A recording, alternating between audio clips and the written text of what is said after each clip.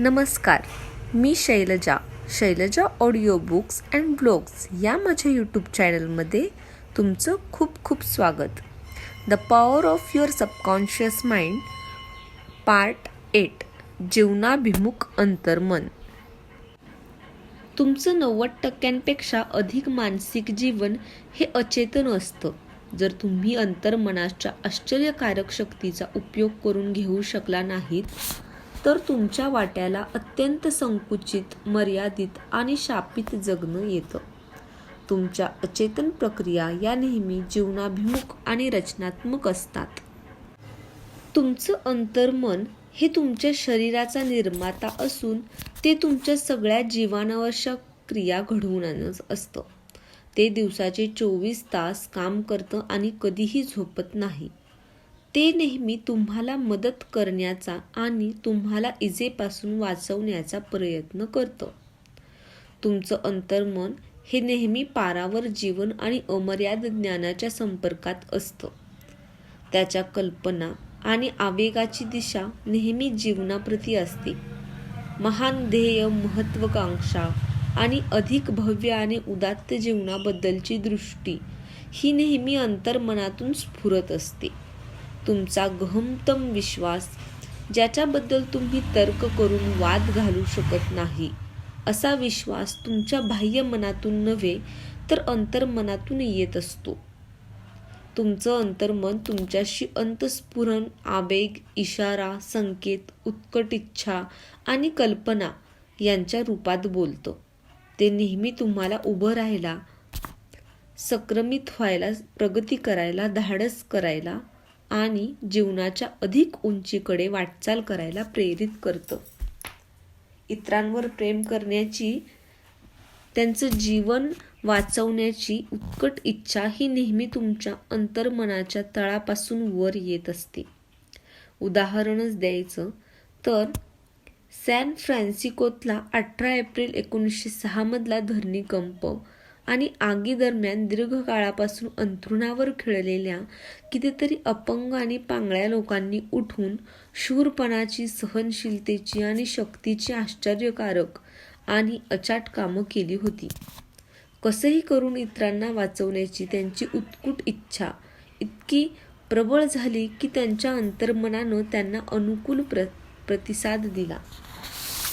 मोठे मोठे कलाकार, संगीतकार, कवी, वक्ते आणि लेखक यांनी त्यांच्या अंतर्मनाच्या शक्तीशी सूर जुळवलेले असतात आणि म्हणून ते प्रेरित आणि नवचैतन्यानं भरलेले असतात. रॉबर्ट लुई स्टीव्हन्स झोपी जाण्याअगोदर त्यांच्यासाठी गोष्टी शोधण्याची कामगिरी त्यांच्या अंतर्मनाला सोपवत असे.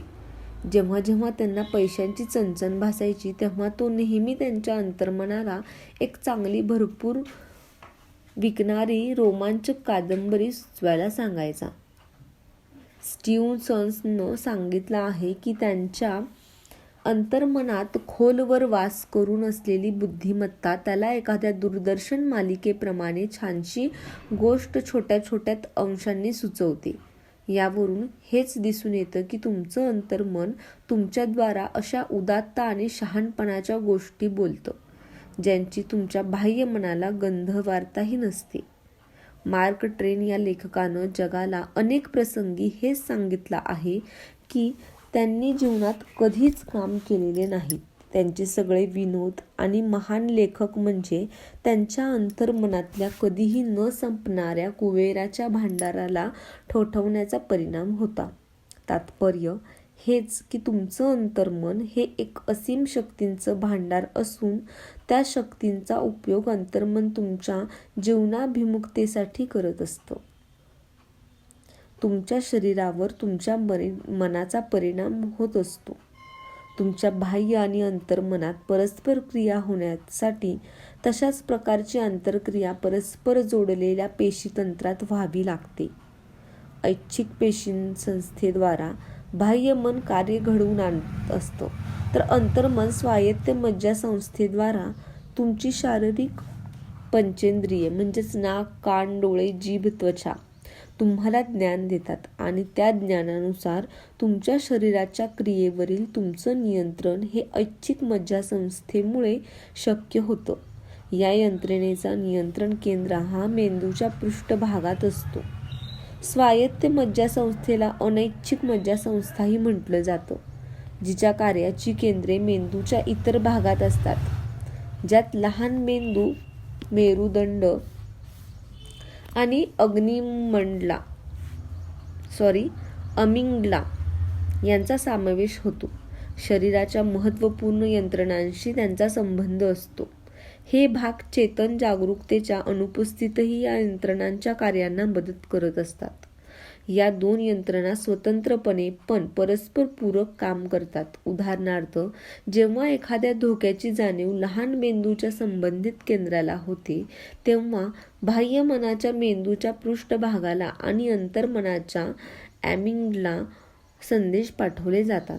त्यामुळे जागरूक मनानं धोक्याची नोंद घेऊन त्याचं मूल्यमापन करण्याआधीच व्यक्तीच्या बचावात्मक क्षमता त्या धोक्याला प्रतिक्रिया करायला लागतात. शरीराच्या आणि मनाच्या परस्पर क्रिया प्रतिक्रिया कशा होतात हे समजून घेण्याचा एक सोपा मार्ग म्हणजे समजून घेणं की ऐच्छिक मज्जापेशीत चालू असलेल्या विद्युत आवेगांच्या साखळीशी समांतर असलेली कल्पना तुमचं बाह्य मन ग्रहण करत असतं. त्याचा परिणाम म्हणून अनैच्छिक मज्जासंस्थेत तशासारखेच आवेगाचे प्रवाह व्हायला लागतात आणि ते आवेग ती कल्पना तुमचे अंतर्मनाकडे पाठवतात. प्रवाह व्हायला लागतात आणि तो आवेग ते सर्जनशील माध्यम आहे. अशा रीतीनं तुमचे विचार वस्तूत रूपांतरित होतात. तुमच्या बाह्य मनानं केलेला आणि सत्य म्हणून स्वीकारलेला प्रत्येक विचार तुमच्या मोठ्या मेंदूद्वारा मेंदूच्या इतर अवयवांकडे पाठवला जातो. हे अवयव तुमच्या अंतर्मनाला तो विचार तुमच्या शरीरात व्यक्त करण्यासाठी आणि तुमच्या बाह्य जगात प्रत्यक्षात उतरवण्यासाठी साथ देतात. एक बुद्धी शरीराची काळजी वाहत असते. जेव्हा तुम्ही मज्जासंस्थेच्या आणि डोळे, कान, नाक, हृदय, जठर, आमाशय अशा विविध अवयवांच्या रचनेचा अभ्यास करता, तेव्हा तुम्हाला आढळून येतं की त्यांच्यात पेशींचे समूह असतात, जे एकत्रितपणे काम करण्यासाठी एका सामूहिक बुद्धीचं निर्माण करतात. बुद्धिमान आणि कल्पक मनानं दिलेले आदेश स्वीकारून त्या आदेशानुसार अनुमानावर आधारित कार्य करण्यास हे पेशी समूह समर्थ असतात. तुमच्या संकीर्ण गुंतागुंतीच्या शरीरात काय घडत असतं हे एक पेशीय सजीवाच्या शरीराचा काळजीपूर्वक अभ्यास केल्यावर दिसून येईल. जरी एक पेशीय सजीवांना विविध अवयव नसतात, तरी त्यांच्यात हालचाल, पचन, पोषण आणि उत्सर्जन या मनाच्या क्रिया-प्रतिक्रियांमधून होणाऱ्या मूलभूत क्रियांचे पुरावे आढळतात. अनेक लोक असं म्हणतात की एक प्रज्ञा आपल्या शरीराची देखभाल आपोआप करत असते. मात्र तुम्ही तिच्या कामात ढवळाढवळ करता कामा नये. एका परीनं हे खरं आहे. अडचण फक्त एवढीच आहे की बाह्य मन हे नेहमी बाह्य अनुभूतीच्या आणि इंद्रियजन्य पुराव्यांच्या आधारे त्यांच्या कार्यात ढवळाढवळ करत असतं. त्यामुळे चुकीचा विश्वास, भीती आणि उथळ मन यांचं वर्चस्व वाढतं. जेव्हा मानसशास्त्रीय आणि भावनिक पुनरावृत्तीमुळे काही भय, चुकीचे विश्वास आणि नकारात्मक मत या गोष्टी तुमच्या अंतर्मनात एका कच्च्या नकाशाच्या रूपात नोंदवल्या जातात, तेव्हा तुमचं अंतर्मनाजवळ तुम्ही त्याला दिलेल्या कच्च्या नकाशानुसार काम करण्याचा पर्याय स्वीकारण्याशिवाय दुसरा पर्यायच उरत नाही. अंतर्मनाची कार्यशैली. तुमच्या आताला व्यक्तिनिष्ठ स्व किंवा तुमचं अंतर्मन हे सगळ्या गोष्टी सुसंवादाच्या नैसर्गिक तत्वानुसार करून सतत सामान्य हितासाठी कार्य करत असतं. तुमच्या अंतर्मनाचीही स्वतःची अशी इच्छा असते आणि ती मुळात खूप वास्तविक असते. तुमची इच्छा असो वा नसो, अंतर्मन अहोरात्र कार्य करत असतं. ते तुमचं शरीर निर्माण करतं, पण त्याचं निर्माण कार्य पाहून आपण पाहू, ऐकू किंवा अनुभवू शकत नाही. आणि ही सगळी मुक्तपणे चालणारी प्रक्रिया आहे. तुमच्या अंतर्मनाचं स्वतःचं जीवन असतं, जे नेहमी सुसंवादाच्या, स्वास्थ्याच्या आणि शांतीच्या दिशेने वाटचाल करत असतं. त्यांच्यात दैवी मानदंड असतात, जे सदा सर्व काळ तुमच्या माध्यमातून व्यक्त होऊ पाहत असतात. नैसर्गिक सुसंवादाच्या सिद्धांतात मानवाचा हस्तक्षेप. योग्य आणि वैज्ञानिक विचार करण्यासाठी आपल्याला सत्य माहीत असायला हवं. जुन्या म्हणीत म्हटल्याप्रमाणे तुम्ही सत्य जाणून घ्यायला हवं आणि सत्य तुम्हाला मुक्त करेल. सत्य जाणून घेणं म्हणजे तुमच्या आतल्या सतत जीवनाकडे गतिशील असलेल्या अंतर्मनाच्या अपार बुद्धीशी सुसंवाद साधणं होय. जेव्हा एखादा विचार किंवा एखादी कृती हे कळत नकळत अंतर्मनाशी सुसंवादी नसते, तेव्हा परिणामस्वरूप सगळ्या प्रकारच्या विसंवादांबरोबरच मर्यादाही निर्माण होतात. तेव्हा आपण कायमच अंतर्मनाशी सुसंवादी राहायला हवं. त्यातच आपलं योगक्षेम आहे. वैज्ञानिक आपल्याला सांगतात की तुमचं शरीर प्रत्येक 11 महिन्यांनी नवं होत असतं. याचा अर्थ शारीरिक दृष्ट्या तुम्ही खरं तर फक्त 11 महिनेच असतात. जर तुम्ही भीती, राग, द्वेष आणि दुष्ट भावना यांच्या विचारांनी तुमच्या शरीरात दोष निर्माण केलेत, तर त्यासाठी तुमच्याशिवाय इतर कोणालाच दोष देता येणार नाही. तुमच्या विचारांचे ऑडिट करा. तुमच्या नकारात्मक विचारांना आणि प्रतिमांना मज्जाव करू शकता. अंधकारापासून मुक्ती मिळवण्याचा मार्ग म्हणजे प्रकाशाजवळ जाणं. उष्णतेमुळे तुम्ही थंडी निवारू शकता. नकारात्मक विचारांवर मात करण्यासाठी चांगले विचार करा. चांगुलपणावर ठाम राहा आणि मग अनिष्ट आणि वाईट आपोआपच नष्ट होईल. निरोगी, सशक्त आणि कणखर असणं सामान्य आणि आजारी असणं असामान्य कसं? साधारण मूल या जगात जन्म घेतं तेव्हा ते पूर्णपणे स्वस्थ असतं आणि त्याचे सर्व अवयव व्यवस्थितपणे कार्य करत असतात. ही सामान्य स्थिती आहे. आपण निरोगी, सशक्त आणि कणखर राहिलं पाहिजे. आत्मबचावाची मूलभूत प्रवृत्ती ही तुमच्या स्वभावातील सर्वात प्रबळ प्रवृत्ती असते. ही प्रवृत्ती म्हणजे तुमच्यात आलेलं उपजत, सर्वात शक्तिशाली, नेहमी आढळणारं आणि सतत कार्यरत असलेलं सत्य असतं. तुमच्या सगळ्या विचारांनी, कल्पनांनी आणि विश्वासांनी तुमच्यात जन्मजात असलेल्या या जीवन सिद्धांताशी सुसंवाद साधून कार्य करायला हवं. कारण हा जीवन सिद्धांतच तुम्हाला सगळ्या संकटांपासून वाचवण्याचा आणि तुमचं अस्तित्व टिकवून ठेवण्याच्या प्रयत्नात असतो. यावरून हे स्पष्ट होतं की असामान्य स्थिती प्रवृत्त करण्यापेक्षा सामान्य स्थिती पुन्हा प्राप्त करणं किती सोपं आणि निश्चित असतं. आजारी पडणं अपसामान्य आहे. आजारपणाची स्थिती हे सूचित करतं की तुम्ही जीवन प्रवाहाच्या विरुद्ध जात आहात आणि नकारात्मक विचार करत आहात. जीवनाचा नियम हा वाढीचा नियम आहे. सगळा निसर्ग या तत्वानुसार कार्य करून अविरत वाढ आणि विकास पावत असतो आणि हा नियम सिद्ध करून दाखवत असतो. जिथे विकास आणि अभिव्यक्ती आहे तिथे जीवन असायलाच हवं. जिथे जीवन आहे तिथे सुसंवादिता असणारच आणि जिथे सुसंवादिता आहे तिथे परिपूर्ण आरोग्य असतंच. जर तुमचे विचार तुमच्या अंतर्मनाच्या सर्जनात्मक सिद्धांतांना अनुसरून असतील तर याचा अर्थ तुम्ही सुसंवादितेच्या उपजत सिद्धांताच्या सुरात सूर मिळवला आहे. पण जर तुम्ही अशा विचारांना वाव दिलात की जे सुसंवादितेच्या तत्वाला अनुसरून नाहीत, तर ते विचार तुम्हाला बांडगुळासारखे घट्ट चिकटतील, त्रास देतील, चिंतित करतील आणि शेवटी आजाराला आमंत्रण देतील. आणि तरीही तुम्ही या विचारांना दूर सारलं नाहीत तर कदाचित मृत्यूसुद्धा ओढावेल. आजार बरा करण्यासाठी तुम्ही तुमच्या सगळ्या शारीरिक यंत्रणांमधून तुमच्या अंतर्मनाच्या शक्तिशाली बळाचा प्रवाह वितरित केला पाहिजे, वाढवला पाहिजे. त्यासाठी भीती, चिंता, काळजी, ईर्ष्या, द्वेष आणि इतर सगळे विध्वंसक विचार हे सारं दूर सारायला हवं. असे विचार तुमच्या नसांना आणि ग्रंथींना फाडून टाकून त्यांना नष्ट करतात. तुमच्या शरीरातल्या अशुद्ध पदार्थांना बाहेर टाकून शरीर शुद्ध करणाऱ्या पेशींना ते हानी पोहोचवतात.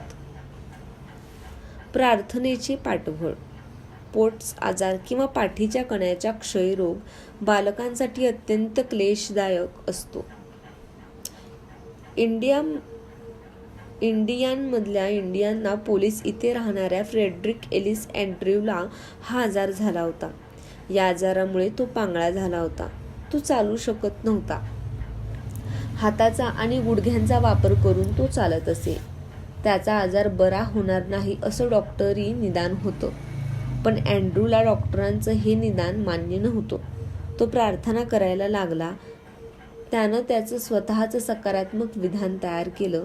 दिवसातून अनेक वेळा ते वाक्य म्हणून तो त्याला हवी असलेली गुणवैशिष्ट्य मानसिकरित्या ग्रहण करायला लागला. मी पूर्ण आदर्श, सशक्त, प्रेममय आणि सुसंवादी आणि आनंदी आहे. ही प्रार्थना रात्री झोपताना त्याच्या ओठांवरचे शेवटचे शब्द आणि सकाळी उठल्यावर पहिले शब्द बनून गेले होते. इतरांसाठी प्रेमाचे आणि आरोग्याचे विचार पाठवत तो प्रार्थना करायचा. त्याच्या मनाचा दृष्टिकोन आणि आस्थापूर्वक प्रार्थनेचा हा मार्ग त्याच्यासाठी कितीतरी पटींनी फलदायी ठरला. त्याच्या विश्वासाचं संरक्षण कवच त्याच्यासाठी अत्यंत उपकारक ठरलं. जेव्हा त्याचं लक्ष भीतीच्या, रागद्वेषाच्या आणि ईर्ष्येच्या विचारांनी विचलित व्हायचं, तेव्हा तो त्यांना दूर करण्यासाठी त्यांच्या सकारात्मक विधानांची ताकद वापरायचा. असे सकारात्मक विचार त्याच्या सवयीचे झाले आणि त्याच्या अंतर्मनानं त्याला अनुकूल प्रतिसाद दिला. परिणामस्वरूप तो एक मजबूत, सुघटित आणि ताठ चालणारा माणूस बनला. बायबलमधल्या पुढील विधानाचा हाच अर्थ होतो, तुमच्या वाटेनं चालत राहा, तुमच्या आस्थेनं तुम्हाला पूर्ण केलं आहे. अचेतन शक्तीवरील विश्वास तुमचा डॉक्टर. अंतर्मनाच्या उपचारक शक्तीवरचं माझं व्याख्यान ऐकण्यासाठी आलेल्या एका तरुणाला तीव्र नेत्ररोग होता.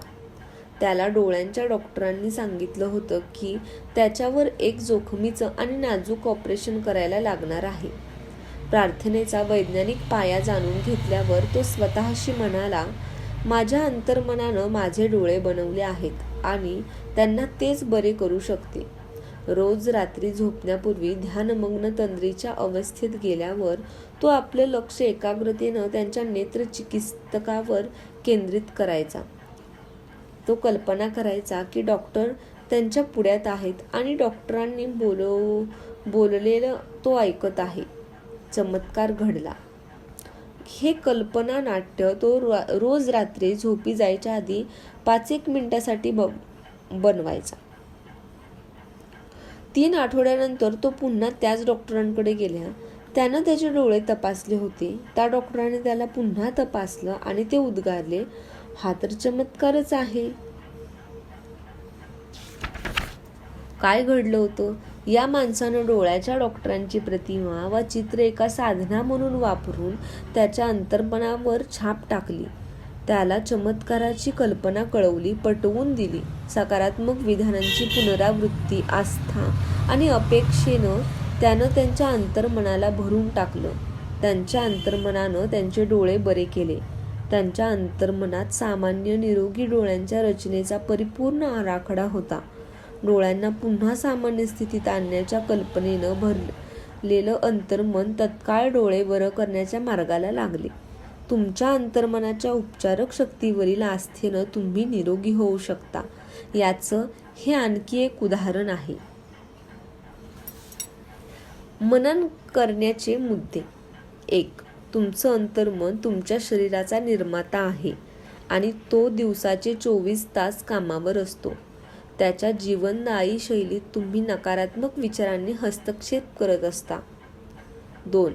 झोपी जाण्यापूर्वी तुमच्या अंतर्मनाला कोणत्याही प्रश्नाचं उत्तर शोधण्याचं काम सोपवा आणि ते उत्तर शोधून आणेल.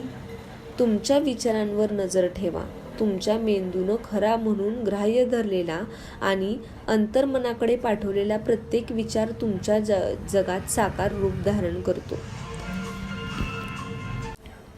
4. तुमच्या अंतर्मनाला नवीन आराखडा देऊन तुम्ही स्वतःला पुन्हा नव्यानं बनवू शकता. 5. अंतर्मनाची प्रवृत्ती नेहमी जीवनाभिमुख असते. तुमचं काम तुमच्या बाह्यमनाशी निगडीत आहे. तुमच्या बाह्यमनात फक्त खरं आधारवाक्य पाठवा. तुम्ही सवयीनुसार नेहमी ज्या प्रकारचे विचार करता त्याला अनुरूप परिणाम देण्याचं काम अंतर्मन करतं. 6. तुमचं शरीर प्रत्येक 11 महिन्यांनी नवीन बनत असतं. तुमचे विचार बदलून तुमचं शरीर बदला. 7. स्वस्थ आणि निरोगी राहणं सामान्य आहे. आजारी राहणं अपसामान्य आहे. तुमच्या अंतरंगात सुसंवादाचं तत्व उपजत जन्मजात असतं. 8. द्वेष, भीती, चिंता आणि काळजीचे विचार तुमच्या पेशींना आणि ग्रंथींना इजाग्रस्त करून नष्ट करतात. मानसिक आणि शारीरिक आजार निर्माण करतात. तुम्ही जे चेतन रूपात जाणीवपूर्वक आणि ठामपणे सत्य मानता ते तुमच्या मनात, शरीरात आणि परिस्थितीत साकार होत असतं. चांगुलपणाची कास धरून ठेवा आणि जीवनाच्या आनंदात सहभागी व्हा. धन्यवाद. आजचा माझा व्हिडिओ तुम्हाला कसा वाटला हे मला कमेंटद्वारे नक्की सांगा आणि माझ्या चॅनलला लाईक, शेअर आणि सबस्क्राईब करा. धन्यवाद.